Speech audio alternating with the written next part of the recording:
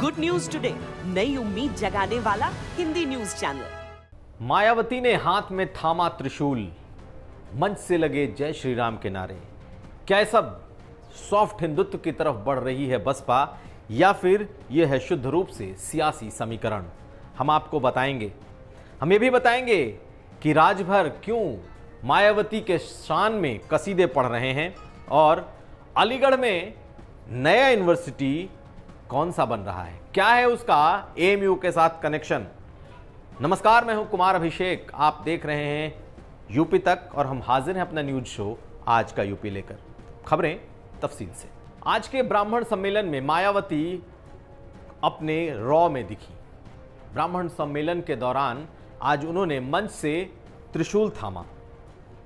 उनके मंच पर आने के पहले जय श्री राम के नारे लगे और पूरे सम्मेलन में ब्राह्मण शंख बजाएगा, हाथी बढ़ता जाएगा, इस तरह के नारों से यह पूरा सम्मेलन गुंजायमान दिखा।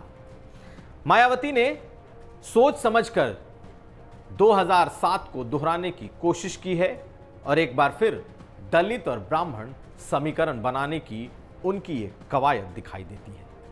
लेकिन हम आपको वो तस्वीरें दिखाते हैं कैसे मायावती की हाथ में ली हुई वो त्रिशूल की तस्वीर वायरल हो रही है। आज मायावती ने जब सम्मेलन शुरू किया उसी दौरान उन्हें ये त्रिशूल भेंट किया गया। आप इन तस्वीरों को देखिए और मंच से लगे नारों को सुनिए और देखिए मायावती ने जिस सम्मेलन को संबोधित किया है उसमें माहौल क्या था, नारे क्या थे और कैसे आज ये कार्यक्रम मायावती का नहीं बल्कि भाजपा का लग रहा था। देखिए ये तस्वीरें और देखिए ये वीडियो। ब्राह्मण शंख बजाएगा, ब्राह्मण शंख बजाएगा, हाथी नहीं गणेश है, हाथी नहीं गणेश है, ब्रह्मा विष्णु महेश है। बहन जी अब संघर्ष करो, हम आपके साथ हैं। बहन जी अब संघर्ष करो, हम आपके साथ हैं। मायावती ने संस्कृत कॉलेजों को अनुदान, संस्कृत कॉलेजों के शिक्षकों के लिए पैकेज के साथ साथ ब्राह्मणों के लिए प्रतिनिधित्व की बात की, ब्राह्मणों पर हो रहे अत्याचार की बात की और साथ साथ इशारों इशारों में बिकरू कांड को भी छू दिया। यह भी कह दिया कि जो भी एनकाउंटर में दोषी होगा उसके खिलाफ न सिर्फ जांच होगी बल्कि सरकार बनी तो अफसरों पर कार्रवाई भी होगी। यानी कि उन्होंने ब्राह्मणों के सेंटिमेंट्स को भी आज छूने की कोशिश की। सीधे सीधे 2022 में अपने समीकरण पर उनकी नजर है और उन्हें लगता है कि अगर दलित और ब्राह्मण समीकरण बन गया तो दूसरी जातियां उनके साथ आ जाएंगी। लेकिन एक बड़ी बात आज मायावती ने कह दी और वो ये कि अगर उनकी सरकार बनती है तो अब कोई मूर्ति, कोई प्रतिमा, कोई पार्क, कोई स्मारक वो नहीं बनवाएंगी। वो ये सब कुछ पूरा कर चुकी हैं और अगर अब कुछ होगा तो सिर्फ और सिर्फ लोगों के लिए कल्याणकारी योजनाएं होंगी और वही उनका गवर्नेंस मॉडल होगा। सुनिए क्या कहा है मायावती ने। मैंने अपनी चारों बार की रही सरकारों में उनके आदर सम्मान में, तो दिल्ली के नज़दीक नोएडा में और उत्तर प्रदेश की राजधानी लखनऊ में तो जो जरूरी थे वो हमने स्मारक, संग्रहालय, पार्क व मूर्तियाँ आदि स्थापित की, ये आप लोगों को मालूम है। और जो हमें काम करना था हमने अपनी पिछली चारों रही सरकारों में पूरा कर दिया उनके मान और सम्मान में। अब हमें कोई नया, फिर से हमें कोई नया स्मारक या पार्क या उनकी मूर्तियाँ आदि फिर से लगाने की जरूरत नहीं पड़ेगी। जितना मुझे काम करना था मैंने थोक के भाव कर दिया, कई गुना ज़्यादा आदर सम्मान देकर उनको कर दिया। मायावती 9 अक्टूबर से पूरे प्रदेश में रैलियां और सम्मेलन करने निकल रही हैं। 2022 चुनाव के पहले जमीन पर अब पार्टी कार्यकर्ताओं के साथ जनता के बीच जाने की उनकी तैयारी है। लेकिन सिर्फ ब्राह्मणों के मुद्दे पर ही उन्होंने नहीं बोला, आज संघ प्रमुख को भी उन्होंने उस बयान के लिए घेरा जिसमें मोहन भागवत ने यह कहा है कि हिंदू और मुस्लिम दोनों के पूर्वज एक हैं और दोनों का डीएनए एक है। आज मायावती ने कहा कि अगर दोनों के पूर्वज एक हैं तो फिर मुसलमानों के साथ संघ और बीजेपी का यह सौतेला व्यवहार क्यों? सुनिए क्या कहा है मायावती ने। श्री मोहन भागवत ने कहा है कि हिंदुओं व मुसलमानों के पूर्वज एक ही हैं, लेकिन इस बारे में मैं उनसे ये पूछना चाहती हूँ कि यदि हिंदुओं व मुसलमानों के पूर्वज एक ही हैं तो फिर आरएसएस व इनकी बीजेपी यहाँ हर स्तर पर मुसलमानों के साथ सौतेला रवैया क्यों अपना रही है? ये भी सोचने की बात है। हम आपको आगे दिखाएंगे कैसे दूसरे दलों के नेता मायावती के शान में कसीदे कर रहे हैं। कौन है वो, जानिए इस खबर में। ओम प्रकाश राजभर, जिन्होंने भागीदारी संकल्प मोर्चा बना रखा है, जिनके मोर्चे में छोटे छोटे दल और असदुद्दीन ओवैसी हैं। मायावती की इस रैली के बाद उन्होंने मायावती की शान में कसीदे पढ़ दिए और यह कह दिया कि मायावती के राज में गुंडा राज खत्म था, अपराधी थर थर कांपते थे और मायावती में लॉ एंड ऑर्डर सबसे अच्छा था। सुनिए क्या कह रहे हैं ओम प्रकाश राजभर और इसके क्या मायने हैं। देश में कांग्रेस ने जो किया वो किसी पार्टी ने अब तक नहीं किया। 7 साल से मोदी जी हैं, कांग्रेस की बनाई हुई संपत्ति बेच रहे हैं। तो कांग्रेस की तारीफ करें कि मोदी की तारीफ करें?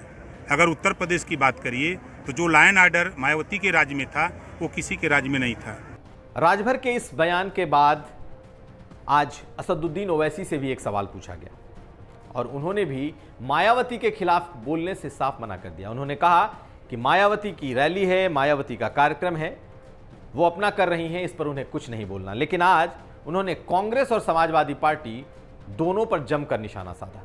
तो भागीदारी मोर्चा आखिर मायावती के प्रति सॉफ्ट क्यों है? मायावती हिंदुत्व के प्रति सॉफ्ट हैं, लेकिन भागीदारी मोर्चा के नेता और दल दोनों सॉफ्ट क्यों हैं? क्या सचमुच मायावती से गठबंधन चाहते हैं? आने वाले वक्त में इसका भी अंदाजा लग जाएगा। चलते हैं अगली खबर की तरफ। 2022 चुनाव धीरे धीरे नजदीक आ रहे हैं, लेकिन जाटों की राजनीति को लेकर नित नए करवटें बदली जा रही हैं। सभी दल जाटों को लुभाने में लगे हैं।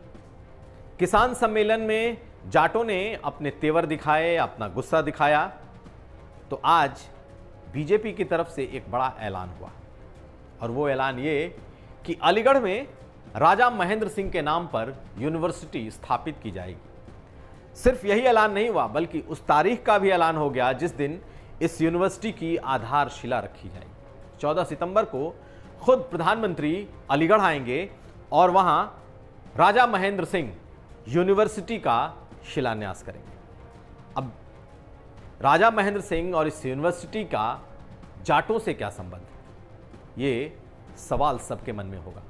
लेकिन आपको बता दें कि राजा महेंद्र सिंह जाट थे, राजा थे और अलीगढ़ मुस्लिम विश्वविद्यालय को जो ज़मीन दी गई थी उसका एक बड़ा हिस्सा इन्होंने डोनेट भी किया था। अब बीजेपी सरकार ने यह फैसला किया है कि अलीगढ़ में राजा महेंद्र सिंह के नाम पर एक यूनिवर्सिटी बनाई जाएगी और वो यूनिवर्सिटी जल्द ही अलीगढ़ में तैयार भी हो जाएगी। हालांकि यह राज्य यूनिवर्सिटी होगी। प्रधानमंत्री खुद इसका शिलान्यास करने जा रहे हैं, लेकिन अलीगढ़ में अलीगढ़ मुस्लिम यूनिवर्सिटी के अलावा राजा महेंद्र सिंह यूनिवर्सिटी निश्चित तौर पर आमने सामने होगी और कहीं ना कहीं जाटों को यह लुभाने की कोशिश भी होगी। राजा महेंद्र सिंह जाट थे। जाटों के साथ साथ वो उस वक्त के शिक्षाविद, राजनीतिज्ञ और साथ साथ समाज के एक उस तबके को प्रतिनिधित्व कर रहे थे जिसने दुनिया को, देश को राह दिखाई थी। कहा जाता है कि जब अफगानिस्तान की सरकार बनी थी 1930 में, उसे बनाने में भी उनका एक रोल था। जिन्ना के प्रति उन्होंने महात्मा गांधी को 1930 में ही पत्र लिखकर आगाह किया था और राजा महेंद्र सिंह नोबेल पुरस्कार के नॉमिनी भी थे। कुल मिलाकर इस वक्त बीजेपी सरकार ने, यूपी सरकार ने राजा महेंद्र सिंह को के नाम पर यूनिवर्सिटी भले ही स्थापित करने की बात कर दी हो, भले ही उनका शिलान्यास शुरू हो रहा हो, लेकिन ये सियासी रूप से एक भरा हुआ मुद्दा है और पश्चिमी उत्तर प्रदेश में इस इमोशनल कार्ड को बीजेपी ने वक्त पर खेलने की कोशिश की है। अब देखना यह है कि किसान आंदोलन से उपजी जाटों की नाराजगी और जाटों को अपने पक्ष में करने के लिए बीजेपी का यह दांव कितना सफल होता है। चलते हैं अगली खबर की तरफ और अब आपको फिरोजाबाद में वायरल फीवर का अपडेट दे दें। आज मरने वालों की संख्या बढ़कर 54 हो गई। ज़्यादातर बच्चों की मौत है क्योंकि यहाँ डेंगू बहुत बुरी तरह फैला हुआ है। 177 लोग एडमिट किए गए, बच्चे जिसमें ज़्यादा हैं। 178 आज डिस्चार्ज किए गए, जबकि 428 लोग आज भी फिरोजाबाद के सरकारी अस्पताल में एडमिट किए गए हैं। तो ये था आज का यूपी। हम हाजिर थे अपना न्यूज़ शो आज का यूपी लेकर। हम फिर हाजिर होंगे, लेकिन जाते जाते आपको बता दें कि आप हमारा वेबसाइट www.uptak.in लॉगिन करना ना भूलें, क्योंकि इस पर आप खबरें न सिर्फ देख सकते हैं बल्कि खबरों को पढ़ भी सकते हैं। तो देखते रहिए चुनाव तक हमारा स्पेशल शो यूपी किसका।